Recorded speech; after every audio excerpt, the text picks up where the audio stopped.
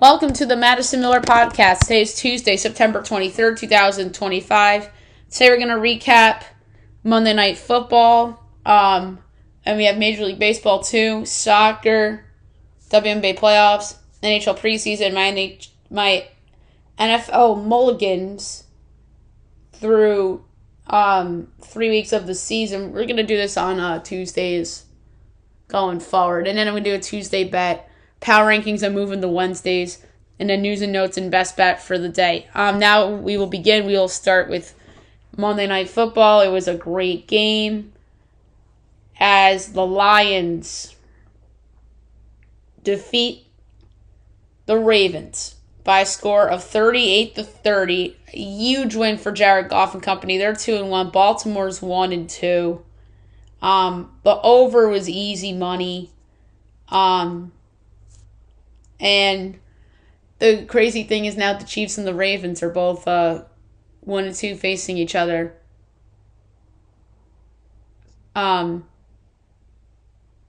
So now we will move on to baseball. We only had 3 games yesterday, and hopefully best bet came through. Probably did, but you never know. And then we'll get to a busy window tonight. Braves over the Nationals 11-5, so best bet did come through very easily. Padres over the Brewers 5-4 on a walk-off single by Freddie Fermin. And the Cards over the Giants 6-5. And the Padres clinch a playoff spot in the process. All right, so 6:30 you have the Rays and the O's, Ryan Papuai and Dean Kremer.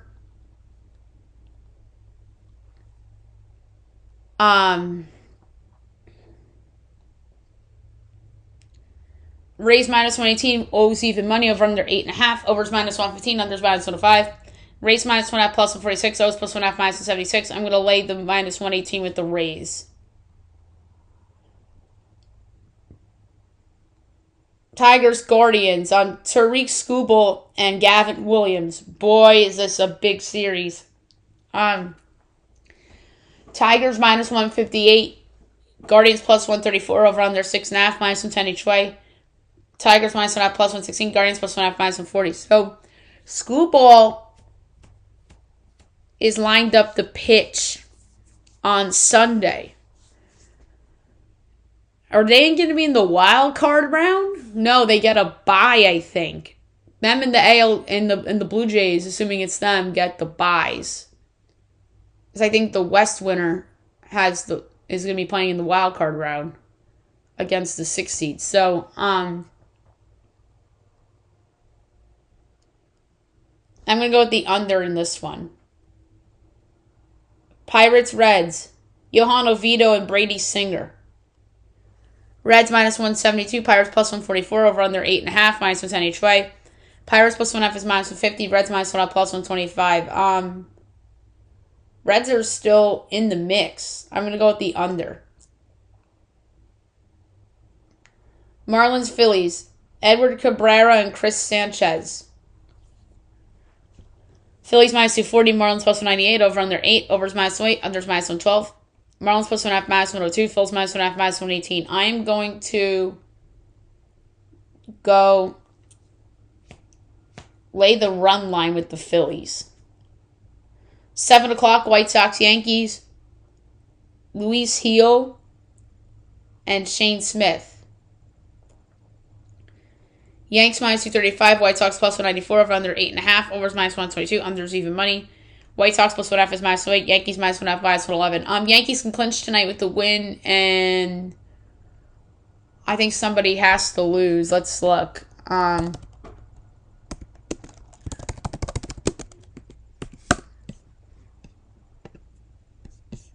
So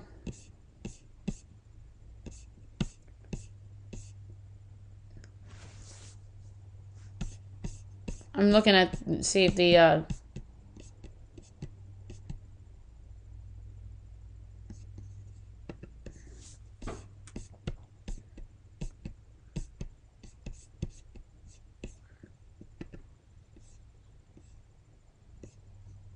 yeah, so clinching scenarios.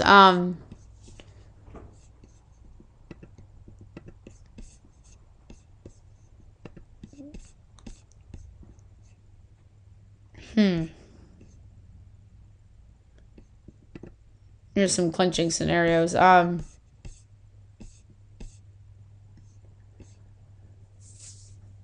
Yeah, so with the win over the White Sox, the Yankees clinch. So win it in. They're gonna do it. I think minus 111. Yeah, sorry about the delay there. I was trying to find the clinching scenarios. 7 o'clock. Red Sox Blue Jays. Lucas Giolito and Kevin Gossman.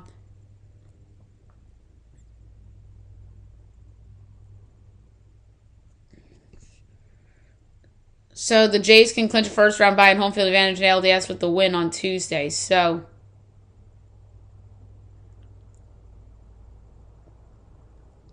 how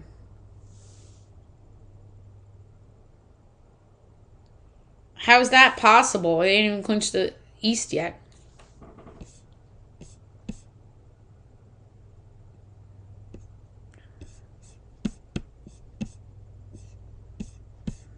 So they have to win. And then Boston.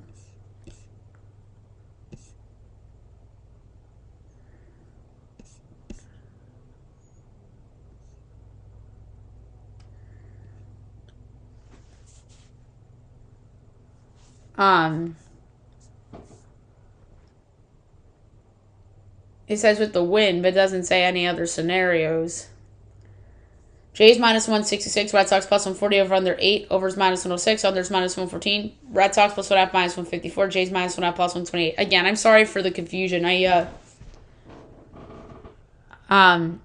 It's making it out to be like the Jays have already clinched the AL East on here. I'm gonna go with the over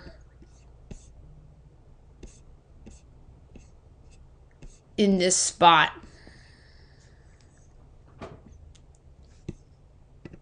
7:15 Nats Braves. Brad Lord and Hudson Waltrip.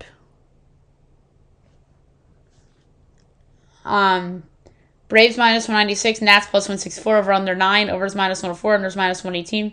Nats plus 1.5 is minus 135, Braves minus 1.5 plus 104. I'm going to go with the under. That's a high number. 7:30 TBS Mets Cubs, David Peterson and Cade Horton. Pickle minus weight each way, over under 7.5, overs plus 102, unders minus 124. Mets minus 1.5 plus 58, Cubs plus 1.5 minus 192. Only because it's a must win.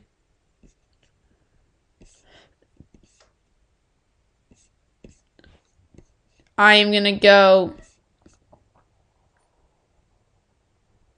with the Mets at minus 108 in the pick'em. Only because they have to win. 8 o'clock, Twins Rangers. Zebby Matthews and Patrick Corbin. Rangers minus 134, Twins plus 114, over under 8, overs minus 115, unders minus 105. Twins plus 1.5 is minus 34, Rangers minus 1.5 plus 152. I like the over.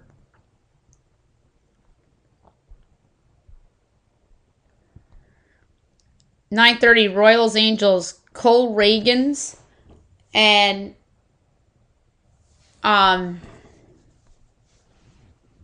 Sam Aldgary. Royals minus 164, Angels plus 138, over under 9, overs minus 8, unders minus 112.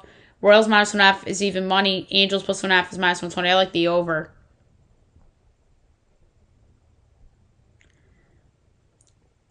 Rockies Mariners, McCade Brown and Bryce Miller.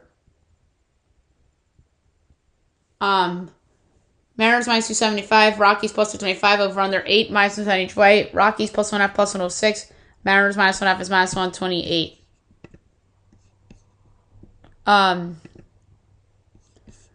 For this one, I'm going to go with the over.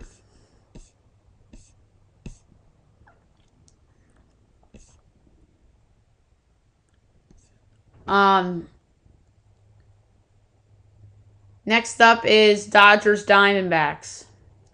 Shohei Ohtani and Brandon Pfaadt. Dodgers minus 162, D-backs plus 136, over under 9, overs even money, unders minus 122. Dodgers minus 1.5 plus 105, D-backs plus 1.5 minus 126. D-backs are kind of still in it. I'm taking them plus 136 to, because they have some, just to get some life, although the Dodgers need the game for the division. Brewers Padres, Bruce Zimmerman and Randy Vasquez. Padres minus 110, Brewers minus 106, over under 8.5, overs minus 120, unders minus 102. Brewers minus 1.5 plus 152, Padres plus 1.5 minus 184. I'm taking the Padres minus 110. Cardinals Giants, 9:45, Andre Palante and Logan Webb. Giants minus 200, Cards plus 168, over under 7.5, minus 110 each way. Cards plus 1.5, minus 128. Giants minus 1.5 plus 106, like the over. And last but not least, 10 o'clock, Astros A's, Christian Javier, Jeffrey Springs. Pick a minus 180 each way, over under 10.5, overs minus 106, unders minus 114. Astros minus 1.5 plus 146, A's plus 1.5 minus 176. I have to take the Astros minus 108. Again, must win.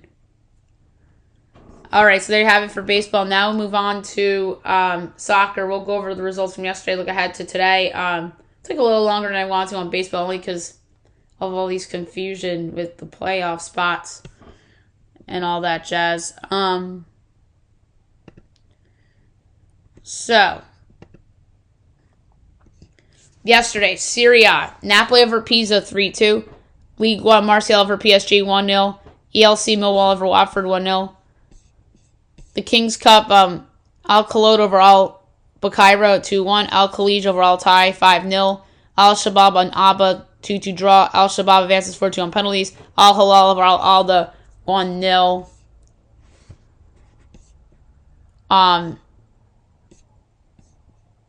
And then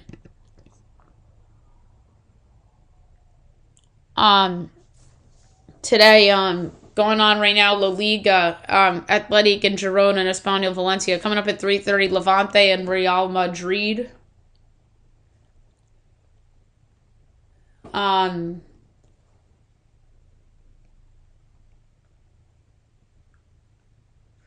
So Real Madrid minus 340, Levante 7-1, the draw plus 480. I'm going over 3.5 goals plus 106. And Sevilla, Villarreal. Villarreal plus 115, Sevilla plus 250, draw plus 230, going Villarreal plus 115. Carabao Cup going on right now. Barnsley, Brighton and Hove, Burnley, Cardiff City, Fulham, Cambridge United, Lincoln City, Chelsea, Wigan, Wycombe, Wolverhampton, Everton, Wrexham, Reading, and then coming up at 3, we have Liverpool and Southampton. Liverpool's minus 600, Southampton's 11-1, the draw is 6-1. I'm going to go with over 3.5 goals minus 118. Coppa Italia couple finals, Cagliari over Frosinone 4-1, Udinese over Palmero 2-1, and then coming up at 3 o'clock is AC Milan and Lecce. Milan minus 1,000, Lecce 2,000 plus, and then 700 plus 700 is the draw. I'm going to go with over 3.5 goals plus 114. Kings Cup, more soccer than I expected today. Going on right now, Al Wada and Al Ittihad, Jeddah and Al Nasser. Final, Al Hazim over Neom SC 2-1. Al Najma over Damak 2-1. Al Zulfi, Navaya, 0-0 draw. Al Zulfi advances 4-3 on penalties. Going on right now, Scottish Premiership, Aberdeen, Dundee United, and Falkirk and Hibernian. In Liverpool's at 6 o'clock, Racing Club and Valdez Sarsfield. Club leads 1-0 on aggregate. And in Liga MX tonight, 9 o'clock, Puebla and Pachuca. Pachuca minus 105, Puebla plus 280, draw plus 250. I'm going Pachuca minus 105. Guadalajara and Necaxa. Guadalajara minus 130, Necaxa plus 330, draw plus 260. I'm going to go with under 2.5 goals minus 102. 11 o'clock, FC Juarez and Unam.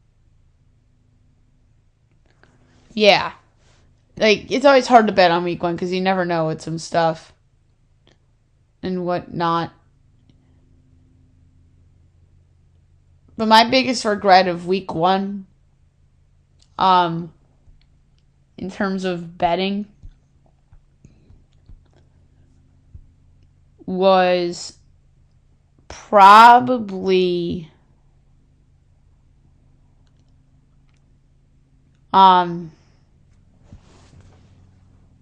you can make a case it was the Broncos minus the points against the Titans and overrating the Broncos and falling for the matchup of their defense against Tennessee. But meanwhile, Bo Nix and that offense looked lethargic and out of sorts. So that would be one that I'd love to take back. I bet I'm just pulling up Fab 5 from week 1 because I don't remember who exactly I bet on either.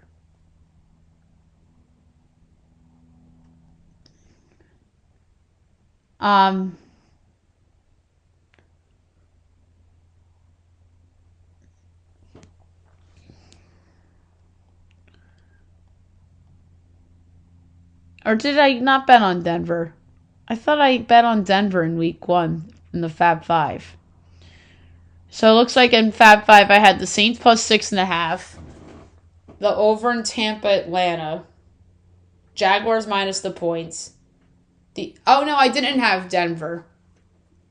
I thought about laying out Denver, but I didn't.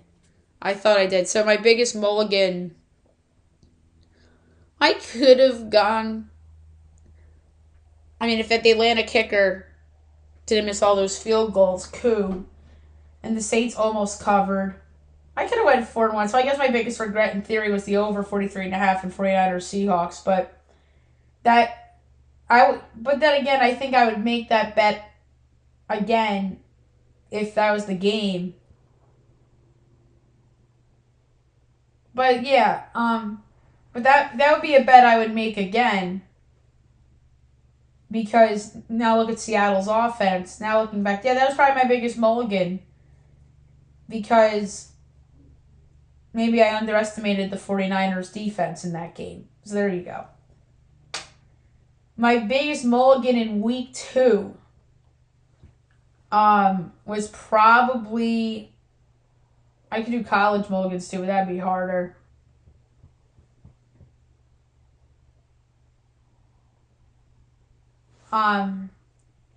The week 2 mulligan, probably the doubling down on the Bills Jets over, and overreacting to the Jets offense in week 1. But then again, the Jet offense showed signs of life against the Bucs last week. So the over the Bills Jets game's a good one, a good mulligan bet. The Broncos minus 2.5. There was self-inflicted wounds on that one. They should have won and covered that game. Minnesota minus 3.5 is a good mulligan. Although I think I would make that bet again. But yeah, Bills Jets to me is the mulligan of week 2, and then the mulligan last week was Tennessee getting the points and Tennessee money line. Excuse me. Although Tennessee wasn't in Fab 5, Tennessee money line instead of Carolina money line was my mulligan. I should have went with Carolina money line instead of Tennessee money line.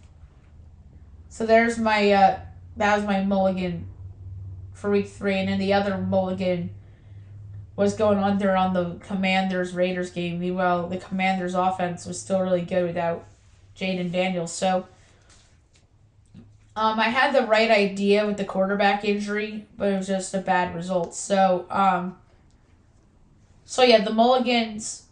Week 1, my mulligan was betting the over in San Fran, Seattle, although I would make that bet again. because I underrated the Niners defense. Week 2 Mulligan, we figured I was the over the Bills-Jets because I overreacted to the Jets week 1 against Pittsburgh. And then my Mulligan of last week was picking the Tennessee money line and taking Tennessee in the points instead of doing Carolina money line. Now it's my Mulligan for week 3. Okay, and speaking of bets, now I'm going to do my Tuesday NFL bet.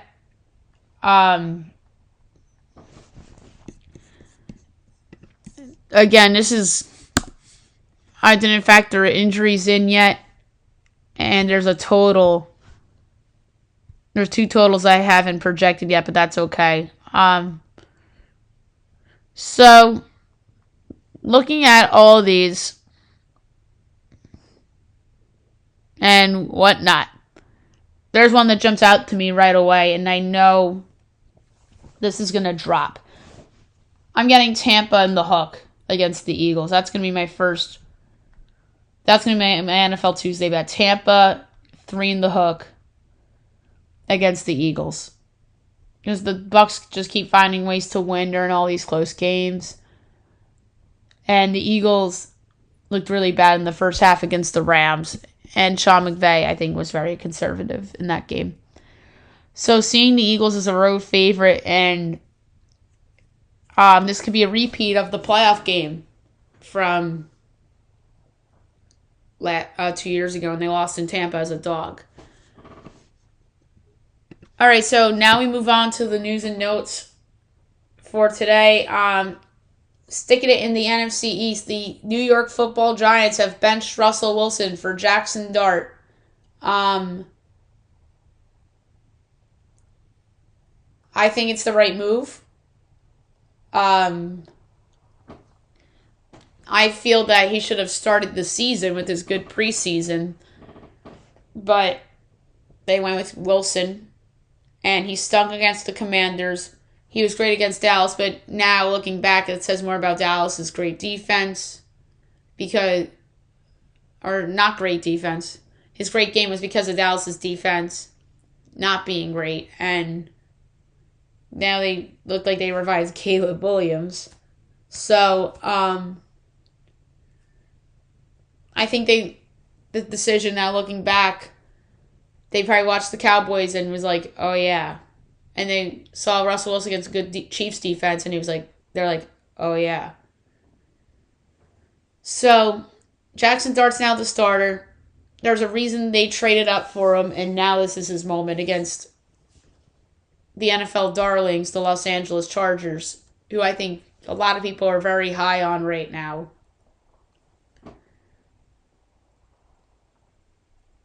And the Giants also signed Young Ho Koo to their practice squad. I don't think he's better than Graham Gano.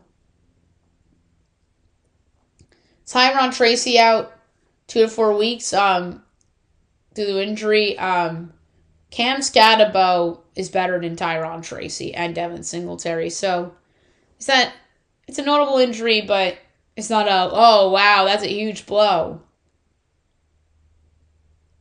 MLB approves robot umpires as ABS challenge system gets green light for the 2026 season. About freaking time.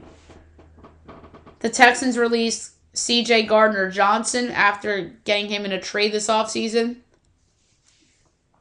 Now that's admitting defeat on the signing, although it was injury related, I think. Falcons are moving Zach Robinson to the field as he'll no longer be coaching in the box. Oklahoma State fires Mike Gundy, Edmund 1-2 start. And this was after he said he's not worried about his job security. And the buyout wasn't cheap. I think Mike Gundy's going to end up elsewhere. Maybe he'll end up at UCLA or Virginia Tech. Yeah, so it's a lot of firings. That's 3 firings to start the year already, and it's not even October, and it's all Power 5 teams. The Cavaliers are signing Thomas Bryant to a 1-year deal. The Warriors have Kuminga concerns about his fit with a healthy roster. Rich Paul says that he wants fans to appreciate LeBron heading into year 23. The 76ers signed Emoni Bates after fighting for the Cavs the last 2 years. Kevin Durant admits to blocking the Warriors trade. The Charlotte Hornets' goals for LaMelo Ball is they want him to take a leap as becoming more of a leader. I'm so freaking sick of losing teams like Charlotte coming out and saying shit like this. Like, can't you say that, like, when he gets drafted?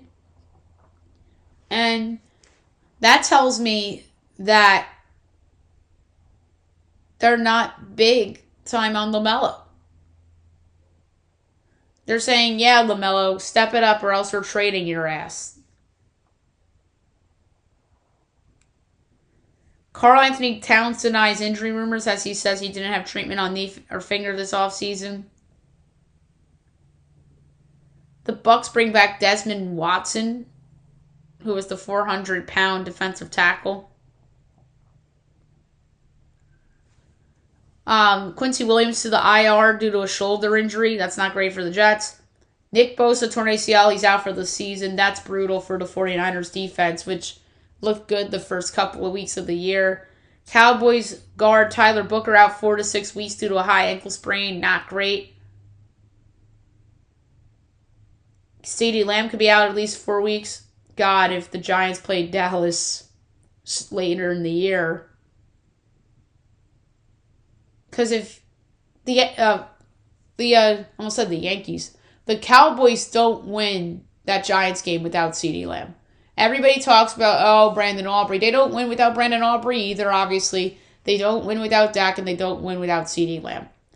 So this is a big injury for Dallas. And now that Micah Parsons trade's looking worse by the day. Terry McLaurin, uncertain for week 3 due to the quad injury. So Bruce Pearl, we know, retired. Stephen Pearl is now the coach. 5-year deal.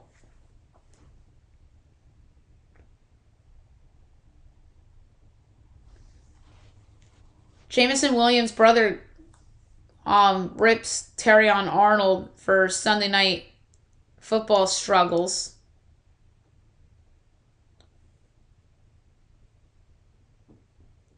You mean Monday Night Football? That's weird. That was a typo by, no tribute video for Micah Parsons. As Jerry says, it's not appropriate for Micah to receive honor during week 4 return. I agree with this. I 100% agree.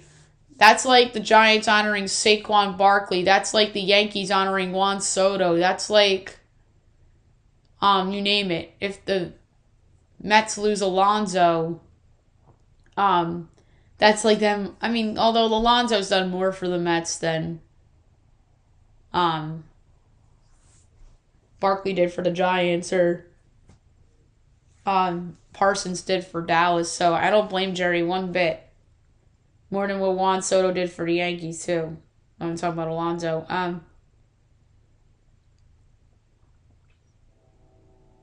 The MLB owners approved the Tampa Bay Rays sale as Patrick Zalupsi led group to acquire a team after a unanimous vote. Fred VanVleet has a torn ACL, likely to miss the entire season. That's not great for the Rockets after they make all of their big win now moves, losing one of their best players. This is something I do not agree with this decision. The Liberty have fired head coach Sandy Brandella. I think this is a big mistake by the Liberty. She helped them win their championship last year, and now you're fired after winning a championship? That's ridiculous. That is a bad job by ownership of the Liberty. Joe Tsai and company. Bad job. Like, who's better? Are you going to try to hire Becky Hammon? But Becky Hammon is doing her thing with the Aces. You can't get Becky Hammon. Like, then who are you hiring? I think this is a big mistake by the Liberty. I said this, unless there was like more dysfunction, but I felt this way when the Knicks fired Tom Thibodeau too. Mistake, but there's more to it. But yeah, this is worse than the Knicks firing Thibodeau. Like, she won a fucking championship and you move on from her. Like, that is ridiculous. The Seattle Storm will be happy to have Sandy Brondello as their coach. They're probably doing jumping jacks right now that she's available.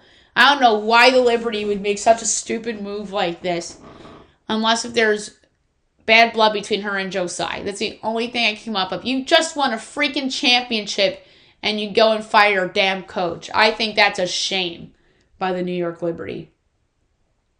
But yeah, I think that's a terrible move.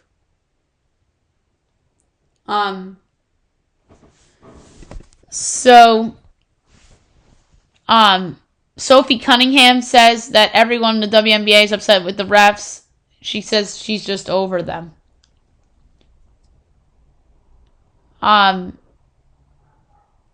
Seth Curry likely to join the Warriors with Steph. So that's pretty cool.